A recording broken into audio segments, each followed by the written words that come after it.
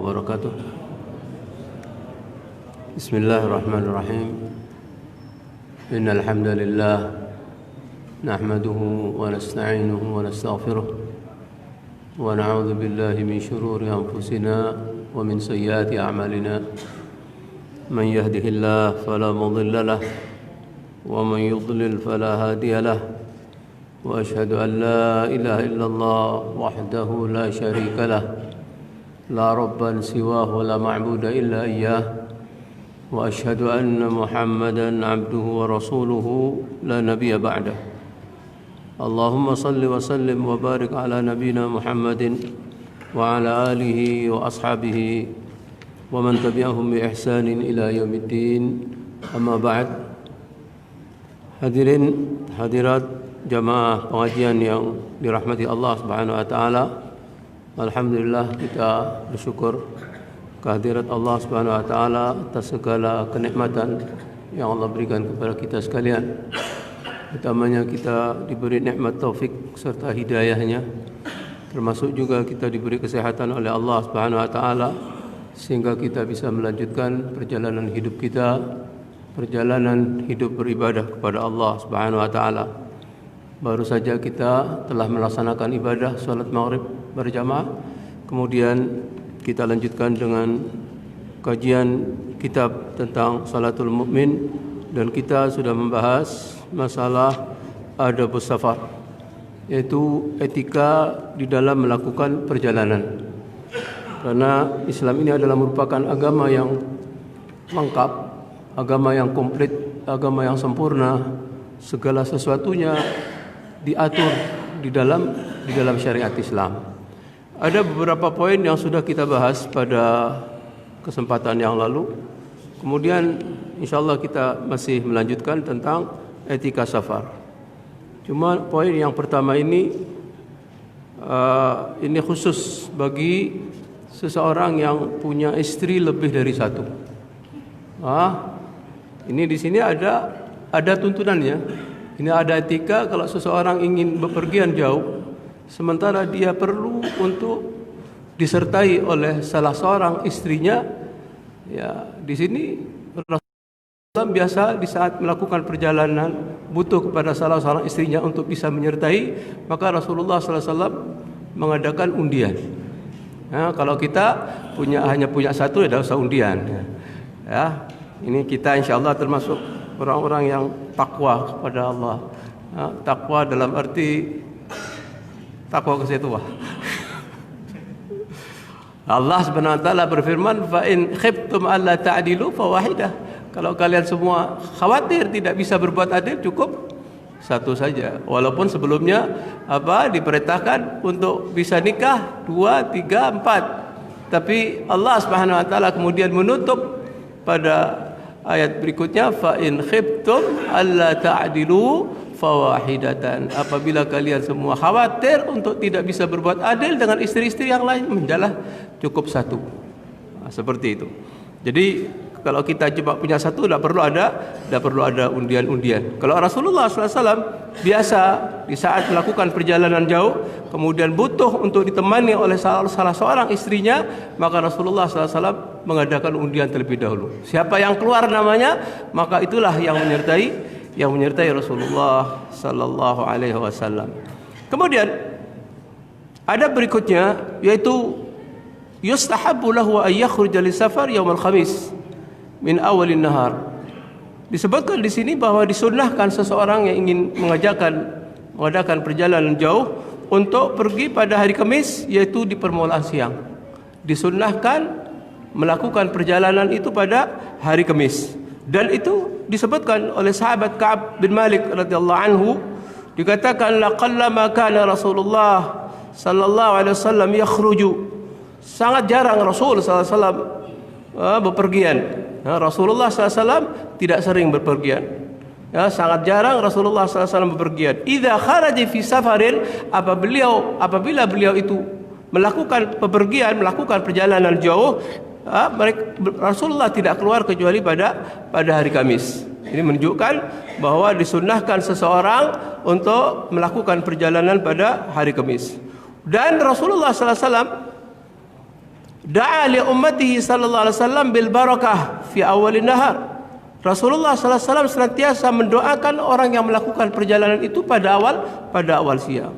Mendoakan untuk mendapatkan kebaikan, mendapatkan keberkahan fi awalin nahar, pada permulaan siang, sebagaimana doa yang Rasulullah SAW sebutkan, Allahumma barik li ummati fi bukuriha. Ya Allah, berilah berkah bagi umatku yang di pagi hari. Termasuk juga di saat kita memulai bekerja, hendaknya diawali di waktu pagi, agar supaya kita mendapatkan doa barokahnya daripada Rasulullah SAW. Rasulullah mendoakan semoga orang ini mendapatkan barokah di pagi harinya. Makanya pagi hari ini kita usaha untuk dapat barokah, bukan kemudian kita manfaatkan untuk tidur di pagi hari. Di saat kita mau bekerja, kita berangkat pada pagi hari. Di saat kita melaksanakan tugas, hendaknya kita lakukan di pagi hari, agar kita mendapatkan doanya Rasulullah sallallahu alaihi wasallam, dapat berkah dari Allah Subhanahu wa taala. Kemudian yustahabbu lahu ayyad'a bi du'ail khuruj minal manzil. Di saat dia keluar dari rumahnya, insyaallah semua kita sudah terbiasa di saat keluar dari rumah kita membaca doa keluar rumah. Bagaimana Rasulullah SAW biasa di saat beliau keluar dari rumahnya membaca doa Bismillahi tawakkaltu 'ala Allah la haula wala quwata illa billah. Dengan menyebut nama Allah Subhanahu wa taala, saya berserah diri, saya bertawakal kepada Allah Subhanahu wa taala. Tidak ada daya dan tidak ada kekuatan kecuali atas pertolongan daripada Allah Subhanahu wa taala. Orang yang senantiasa membaca doa seperti itu di saat dia keluar dari rumah, dan ini tidak terbatas kepada orang yang bepergian jauh. Setiap kali kita berangkat, setiap kali kita keluar dari rumah, kemudian kita akan berangkat lagi, kita disunahkan untuk membaca doa ini. Kemudian dikatakan yuqalu lahu, orang yang biasa membaca doa seperti itu dikatakan kepadanya, hudita wa kufita wa wuqita wa tanaha anhu syaitan. Ada yang mengatakan, di dalam syarahnya disebutkan, ada malaikat mengatakan, hudita, kamu telah diberi petunjuk, telah diberi petunjuk oleh Allah Subhanahu wa taala. Wa kufita, kamu telah dicukupkan keperluanmu di dalam perjalanan itu. Wa wuqita, dan kamu dilindungi oleh Allah Subhanahu wa taala. Artinya orang yang senantiasa baca doa itu di saat kita keluar, maka orang ini akan terus mendapatkan petunjuk dari Allah, akan dicukupkan keperluannya, dan juga akan senantiasa mendapatkan perlindungan daripada Allah Subhanahu wa taala. Kemudian dikatakan di riwayat yang lain, rawahu Abu Dawud, fayaqulu syaitan li syaitan al-akhar. Syaitan yang satu mengatakan kepada syaitan yang lainnya. Tatkala ada fulan selalu membaca dengan doa seperti itu, di saat dia keluar, syaitan yang satu mengatakan kepada syaitan yang lainnya dengan mengatakan, kaifalaka bi rajulin qad hudiya wa wuqiya wa kufiya. Bagaimana, kata satu syaitan kepada syaitan yang lainnya, bagaimana kamu akan menggoda si fulan? Nah, syaitan ini memang pekerjaannya menggoda manusia, menggoda kita semua. Kita ini menjadi sasaran syaitan untuk terus digoda oleh syaitan. Kemudian tatkala seorang keluar dari rumah membaca dengan doa seperti yang disebutkan tadi, maka syaitan yang satu mengatakan kepada syaitan yang lain, bagaimana kamu akan menggoda si fulan sementara dia sudah dibimbing oleh Allah, dia dicukupkan oleh Allah, dia senantiasa mendapatkan perlindungan daripada Allah Subhanahu wa taala. Artinya apa?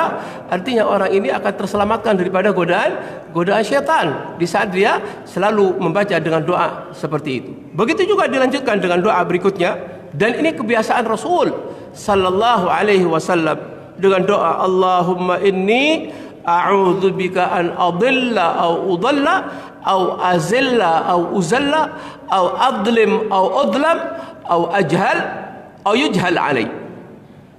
Setelah Rasulullah SAW baca doa yang pertama, kemudian dilanjutkan dengan doa seperti ini, ya Allah, sesungguhnya aku berlindung kepadamu dari ketersesatan.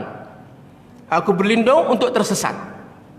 An udalla, atau aku berlindung kepada Allah agar aku tidak disesatkan oleh orang lain. Bisa jadi dalam pergian, dalam perjalanan kita disesatkan oleh orang lain.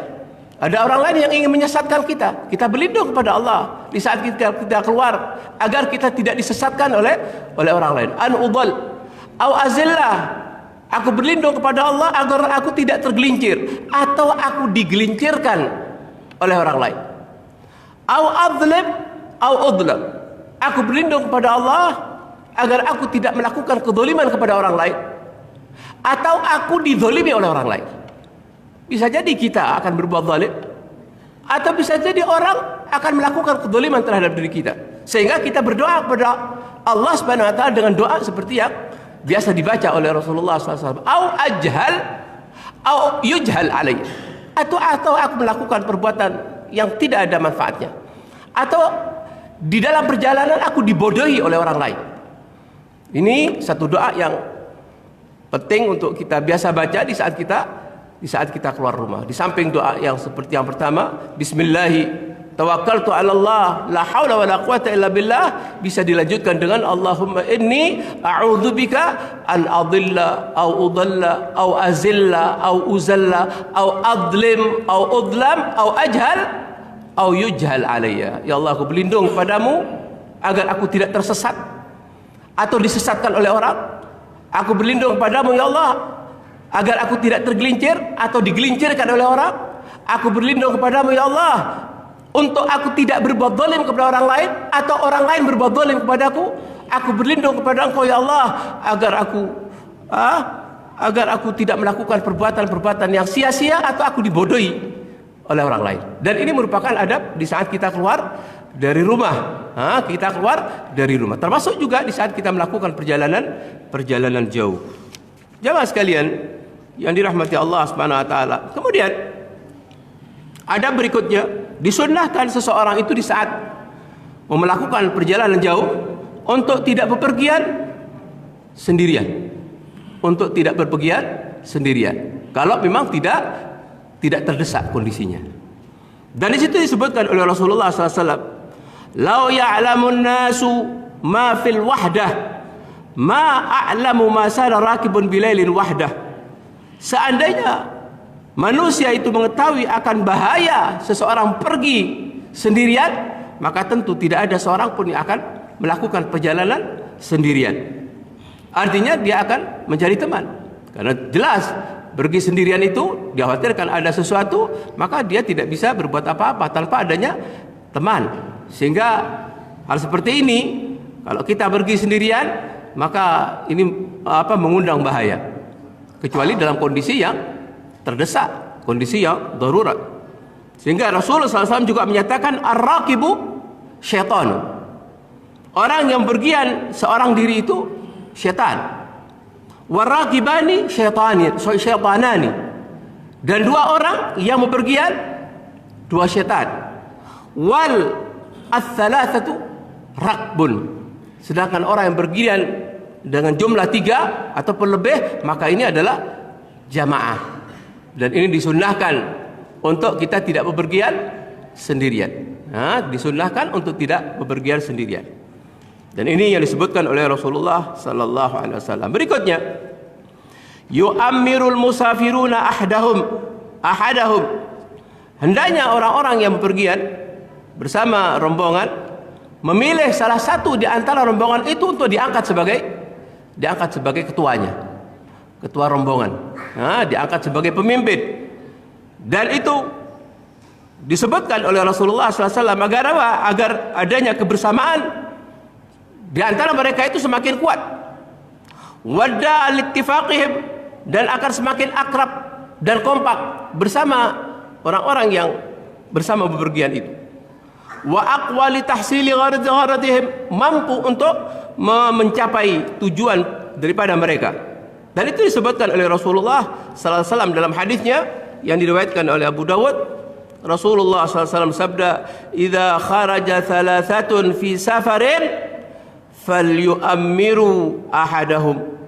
Apabila ada 3 orang yang melakukan bepergian, hendaknya salah seorang diangkat sebagai pemimpin. Falyu'ammiru ahadahum. Salah seorang di antara 3 orang itu diangkat sebagai sebagai pemimpin. Dan itu akan ada rasa kebersamaan di waktu melakukan perjalanan. Kemudian yustahabbu idza nazala manzilan fi as-safari aw ghairihi min al-manazil ay yad'u bima thabata anhu sallallahu alaihi wasallam, a'udzu bi kalimatillahi tammati min syarri ma khalaq. Disunnahkan apabila kita melakukan perjalanan kemudian kita singgah di satu tempat, di saat kita singgah di satu tempat itu kita dianjurkan untuk berdoa dengan doa a'udzu bikalimatillahi tammati, aku berlindung kepada Allah dengan kalimat-kalimat yang sempurna, min syarri ma khalaq, berlindung dengan kalimat Allah yang sempurna dari kejahatan makhluk yang Allah ciptakan. Dari kejahatan makhluk yang Allah ciptakan. Karena kita dalam pergian bisa jadi kita mendapatkan gangguan, apakah dari manusia ataupun dari binatang dan yang sejenisnya. Makanya kita di saat kita singgah di satu tempat di dalam melakukan perjalanan, hendaknya kita membaca doa ini. A'udzubillahi bikalimatit tammati min syarri ma khalaq. Aku berlindung kepada Allah dengan kalimat-kalimat Allah yang sempurna daripada kejahatan makhluknya Allah Subhanahu wa ta'ala, baik dari manusia ataupun dari yang lainnya. Ini disunnahkan untuk berdoa seperti itu. Fa innahu idza qala dzalika lam yadurruhu syai'un hatta yartahila min manzilihi dzalik. Fa innahu, apabila seseorang itu telah membaca dengan bacaan doa seperti itu, lam yadurruhu syai', akan membahayakan, tidak akan mencelakakan dirinya sesuatu, hatta yartahil, sehingga dia berangkat dari tempat itu. Nah, ini tuntunan yang diajarkan oleh Rasulullah SAW. Coba kita butuh untuk untuk menghafal daripada doa-doa itu. Ya, ini untuk kita berdoa dengan menggunakan doanya Rasulullah SAW sudah barang tentu adalah perkara yang utama.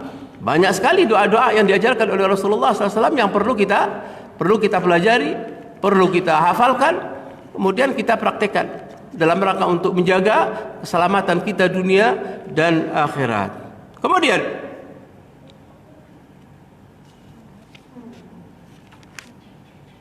yustahabbu lahu ayyukthira minad du'a'i fis safar.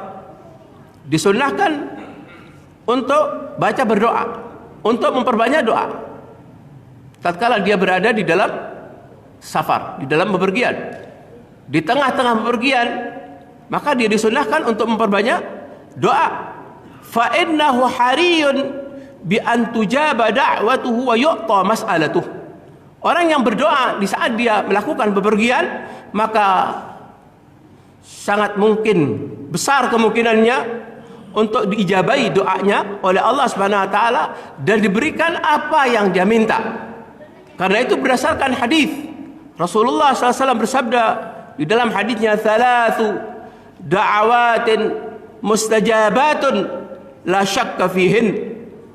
Ada 3 doa yang kemungkinan besar doa itu dikabulkan oleh Allah Subhanahu wa taala, la syakka fihin, tidak diragukan lagi. Yang pertama, da'watul mazlum, doanya orang yang dizalimi. Doanya orang yang dizalimi ini makbul. Oleh karena itu jangan kita melakukan kezaliman kepada orang lain.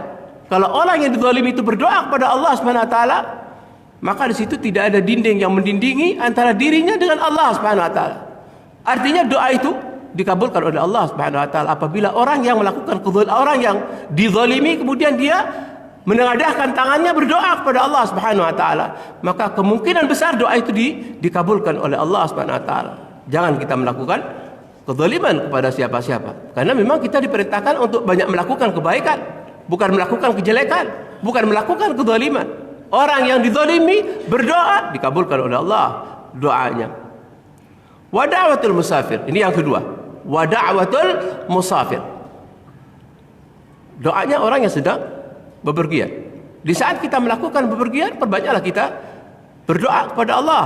Subhanahu wa ta'ala, dan termasuk juga wa da'watul walidi ala waladihi, doanya orang tua dengan doa yang buruk kepada anaknya itu dikabulkan oleh Allah Subhanahu wa ta'ala. Makanya kita selaku anak hendaknya menjadi anak yang berbakti kepada kedua orang tua. Jangan kemudian orang tua disakiti sampai berdoa dengan doa yang buruk, maka doa itu dikabulkan oleh Allah Subhanahu wa ta'ala. Karena di sini disebutkan wa da'watul walid ala waladihi. Di situ ada dakwah kemudian menggunakan kata ala. Ini menunjukkan doa yang buruk dari orang tua untuk anaknya dikabulkan oleh Allah Subhanahu wa ta'ala. Makanya seorang anak itu harus menjadi anak yang saleh, yang berbakti, dan itu pun konsekuensinya hendaknya orang tua memperhatikan kepada anaknya. Bagaimana dia bisa mendidik anaknya menjadi anak yang saleh. Karena anak yang saleh itu adalah merupakan kekayaan dan aset bagi orang tua. Anak yang saleh sudah barang tentu dia akan menjadi orang yang berbakti kepada orang tuanya. Namun memang tidak bim salabim, tidak kun fayakun untuk menjadi anak saleh. Perlu dididik dengan didikan yang baik, disekolahkan di lembaga-lembaga yang bisa mencetak untuk anak yang saleh itu, sehingga dia tercetak anak yang saleh, kemudian dia akan mendoakan orang tuanya. Seperti itu. Dan orang tua yang telah didoakan oleh anaknya, maka di akhirat nanti akan ditingkatkan derajatnya di surga oleh Allah Subhanahu wa taala. Sampai ada orang tua mengatakan kepada Allah karena dia mendapatkan kehormatan yang luar biasa, kemudian mengatakan anna li hadza. Dia merasa tidak pantas mendapatkan kehormatan yang sangat besar. Kemudian dia mengatakan kepada Allah, ya Allah, anna li hadza, bagaimana saya mendapatkan kehormatan yang sangat tinggi seperti ini? Apa kata Allah Subhanahu wa taala? Bistighfari waladika laka. Kamu mendapatkan penghormatan seperti ini disebabkan karena permohonan ampun anakmu terhadap dirimu. Ini keuntungan memiliki anak yang saleh. Makanya kita selaku orang tua tentunya berusaha untuk menjadikan anak-anak kita menjadi anak yang saleh, yang salihah, yang itu merupakan kekayaan bagi orang tuanya. Na'udzubillah, kalau kita selaku orang tua kemudian disakiti oleh anak, kemudian dia tidak sabar lalu mendoakan buruk untuk anaknya, maka doa itu dikabulkan. Hati-hati sebagai orang tua. Hati-hati sebagai orang tua. Makanya cetaklah anak itu dengan anak yang menjadi anak yang saleh, yang salihah. Kemudian ya'muru bil ma'rufi wa yanha 'anil munkar ala hasbi taqati wa ilmih. Orang yang dalam pergian dianjurkan untuk mengajak orang lain kepada kebaikan, mencegah orang lain daripada keburukan. Sudah barang tentu sesuai dengan kemampuannya dan sesuai dengan ilmu yang dimilikinya. Wala budda min an yakuna ala ilmin wa basirah fima ya'mur wa fima yanha anhu. Karena orang yang menyampaikan, mengajak orang lain kepada kebaikan, mencegah orang lain daripada kemungkaran, tentu ini butuh kepada ilmu. Dia harus tahu bahwa apa yang disampaikan itu kebaikan untuk disampaikan kepada orang lain. Kalau dia mencegah kepada orang lain dari orang lain di perbuatan jelek, dia harus tahu kalau ini memang perbuatan jelek yang harus dicegah.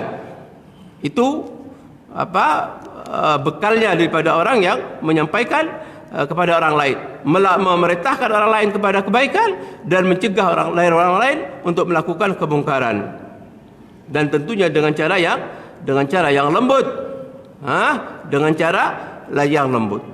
Wala syakka annahu yakhsha ala man lam yunkir al munkar ay yu'aqibahu Allah bi'adami qabul du'aihi.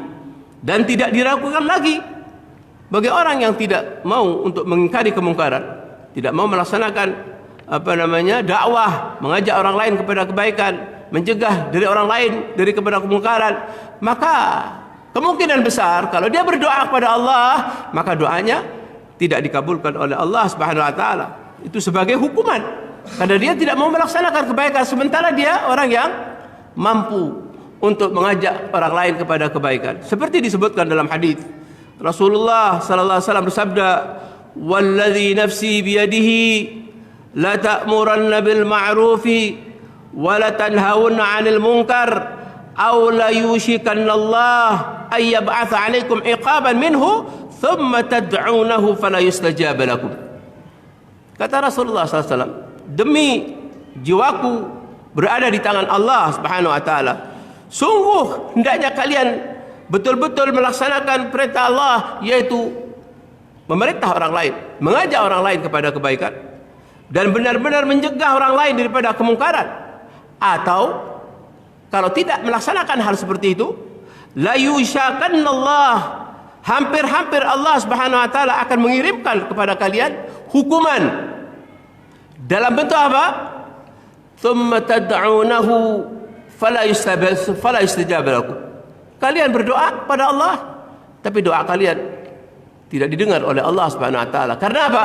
Karena tidak mau mengajak orang lain kepada kebaikan, mencegah orang lain daripada kemungkaran, sementara dia orang yang mampu untuk melakukannya. Dihukum oleh Allah Subhanahu wa taala. Doanya tidak dikabulkan oleh Allah Subhanahu wa taala. Makanya Rasul mengatakan, "Tsumma tad'unahu", kemudian kalian berdoa kepada Allah Subhanahu wa taala, "Fala yustajab lahu", maka doanya tidak dikabulkan. "Fala yustajab lakum", doa kalian semua tidak dikabulkan oleh Allah disebabkan karena tidak mau melaksanakan amar ma'ruf dan nahi mungkar sesuai dengan kemampuan masing-masing tentunya. Seperti itu. Dan tentunya hal sepertinya harus kita perhatikan. Kemudian yuhafidhu ala jami'il wajibat, melaksanakan atau senantiasa melaksanakan atau menjaga kewajiban-kewajiban yang telah dibebankan kepadanya.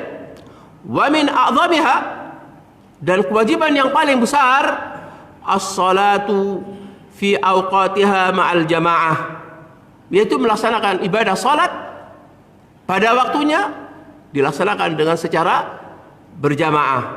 Wa yukthiru ta'at, dan memperbanyak melakukan ketaatan kepada Allah Subhanahu wa taala. Seperti apa? Ka qiraatil Quran. Di dalam bepergian kita dianjurkan untuk banyak baca Al-Quran, banyak berzikir, banyak berdoa. Wal ihsan ilan nas, banyak melakukan kebaikan, baik itu dengan ucapan ataupun dengan perbuatan. Warifq bihim, dan bersikap lembut kepada mereka. Wa i'anatuhum indal hajah, dan senantiasa membantu orang lain di saat kita mampu untuk memberikan bantuan kepada orang lain. Karena Rasul SAW telah menyatakan dalam hadisnya, "Mathalul mu'minina fi tawaddihim wa tarahimihim wa tarahumihim wa ta'atufihim mathalul jasad idza ishtaka minhu 'adwan tada'a lahu sa'irul jasadi bis-sahar wal humma." Kata Rasulullah SAW, permisalan orang-orang yang beriman di dalam saling mencintai di antara mereka, saling menyayangi, saling berlemah lembut di antara mereka, mathalul jasadi, seperti satu tubuh. Idza ishtaka minhu 'adwan, apabila salah satu di antara anggota tubuh itu merasa sakit, tada'a lahu sa'irul jasad, maka sudah barang tentu anggota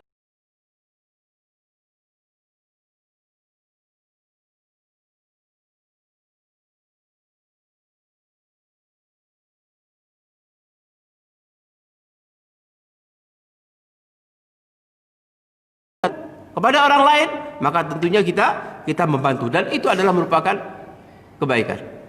Nah, kita semua harus sama dengan kebaikan, tamak dengan pahala-pahala yang kita harapkan di dalam hidup ini. Sampai-sampai para sahabat Rasul SAW merasa mendapatkan pahala yang sedikit, sehingga mereka merasa iri dengan orang-orang kaya dari kalangan para sahabat.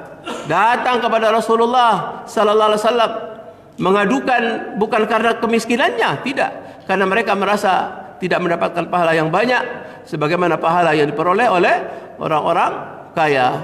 Sehingga mereka datang kepada Rasulullah mengatakan, "Ya Rasulullah, dhahaba ahlud duthur bil ujur, yusalluna kama nusalli wa yasumuna kama nasumu wa yatasaddaquna bi fudhil amwalihim." Datang kepada Rasulullah sallallahu alaihi wasallam kemudian mengatakan, "Ya Rasulullah, Orang-orang kaya banyak menggondol pahala.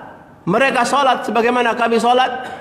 Mereka berpuasa sebagaimana kami juga berpuasa. Akan tapi mereka mengeluarkan sedekah yang itu kami tidak mampu untuk mengeluarkan sedekah karena kami fakir. Kemudian Rasulullah SAW memberikan pelajaran kepada sahabat yang fakir untuk membaca zikir setelah salat wajib. Dengan subhanallah 33 kali, alhamdulillah 33 kali, Allahu akbar 33 kali. Untuk menyamai pahala yang dimiliki oleh orang-orang kaya. Mereka merasa tidak mendapatkan pahala yang banyak seperti orang kaya. Diajarkan oleh Rasulullah bacaan seperti itu. Kemudian diamalkan oleh para sahabat yang fakir. Diamalkan oleh para sahabat yang fakir itu dengan zikir-zikir yang biasa dibaca setelah salat wajib. Subhanallah 33 kali, alhamdulillah 33 kali, Allahu akbar 33 kali. Diamalkan oleh para sahabat yang fakir. Ternyata didengar juga oleh orang-orang kaya. Kalau ada bacaan-bacaan yang utama dilaksanakan juga oleh orang-orang kaya. Orang-orang miskin ini mengetahui orang kaya ini kok baca juga. Setelah itu mereka merasa kalah dengan pahalanya. Datang lagi kepada Rasulullah. Ya Rasulullah, ternyata apa yang diajarkan engkau didengar oleh orang-orang kaya, sehingga mereka juga mau mengamalkan itu semua, sehingga kami merasa kalah pahala dibandingkan dengan mereka orang kaya. Senyum Rasulullah SAW kepada para sahabat. Kemudian apa yang dikatakan oleh Rasulullah kepada para sahabat?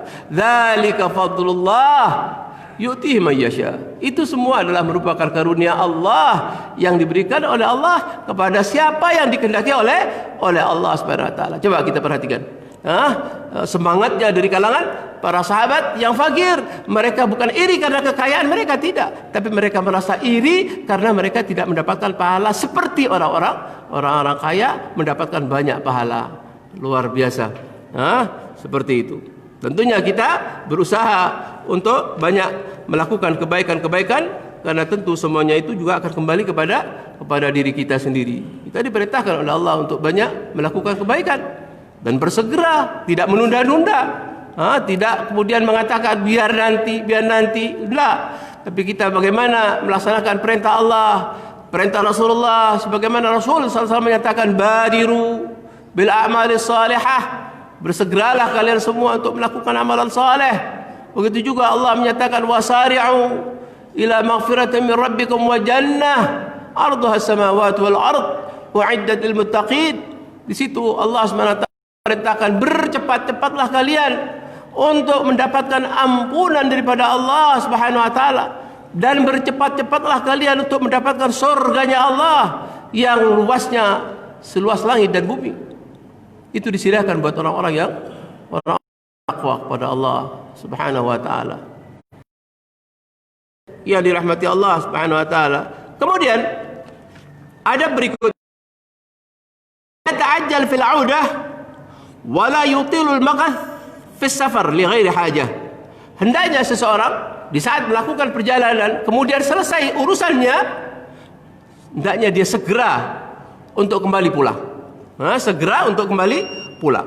Bab kata Rasulullah SAW, as-safaru qit'atun minal adab.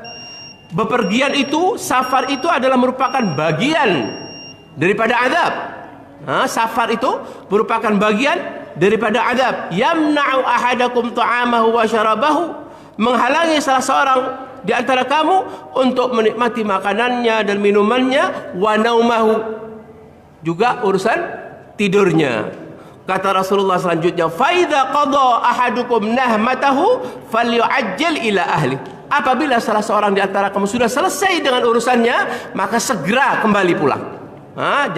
Jangan kemudian dia berlama-lama. Segera kembali kepada keluarganya.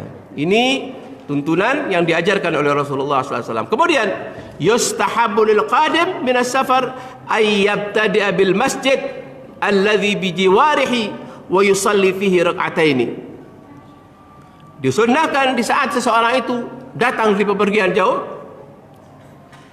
maka hendaknya dia menuju masjid, tidak langsung pulang ke rumahnya, menuju masjid yang terdekat dengan rumahnya, kemudian dia melakukan salat 2 rakaat di masjid itu. Karena ini yang biasa dilakukan oleh Rasulullah SAW. Karena idza qadima min safarin bada'a bil masjidi faraka'a fihi rak'ataini. Kebiasaan Rasulullah SAW apabila beliau datang dari bepergian, maka beliau memulai datangnya itu langsung ke masjid dan beliau melakukan salat 2 rakaat di masjid itu. Ini semuanya adalah merupakan adab-adab yang diajarkan oleh Rasulullah sallallahu alaihi wasallam. Mungkin ini pembahasan kita tentang adab-adab bepergian. Mudah-mudahan apa yang disampaikan bermanfaat bagi kita semuanya. Aqulu qouli hadza wa astaghfirullah li wa lakum fastaghfiruh innahu huwal ghafurur rahim. Allah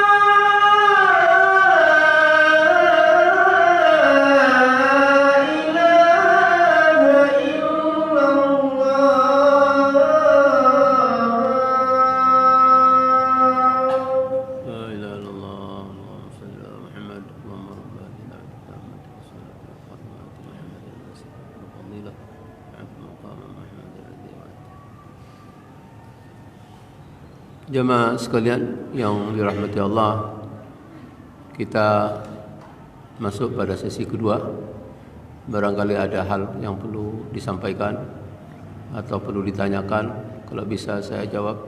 Kalau tidak bisa, wallahu a'lam bissawab. Tafadhal. Ya, yang keras. Waalaikumsalam warahmatullahi wabarakatuh. Amin.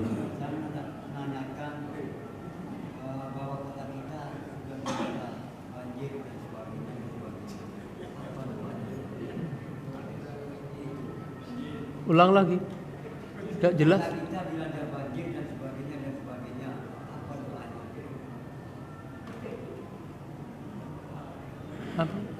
Apa? Tolong dibantu. Doanya apa?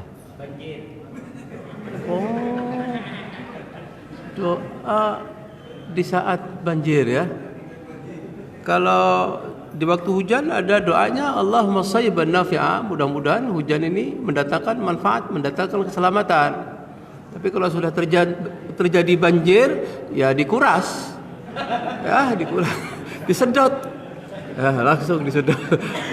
Dan di saat hujan di situ ada doa yang memang dianjurkan kita untuk berdoa. Allahumma sayyiban nafi'a. Ya Allah, mudah-mudahan turunnya hujan ini mendatangkan keselamatan, mendatangkan manfaat. Kalau sudah terjadi banjir, sedot. Wallahu a'lam bishawab. Jazakallah khair. Yang lain? Ada ya? Baik menyangkut materi atau di luar materi.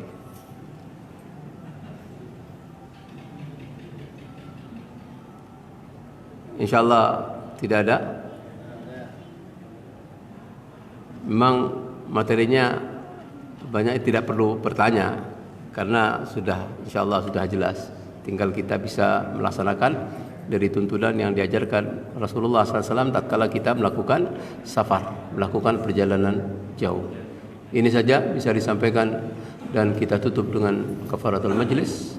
Subhanakallahumma wa bihamdika asyhadu an la ilaha illa anta astaghfiruka wa atubu ilaik. Assalamualaikum warahmatullahi wabarakatuh.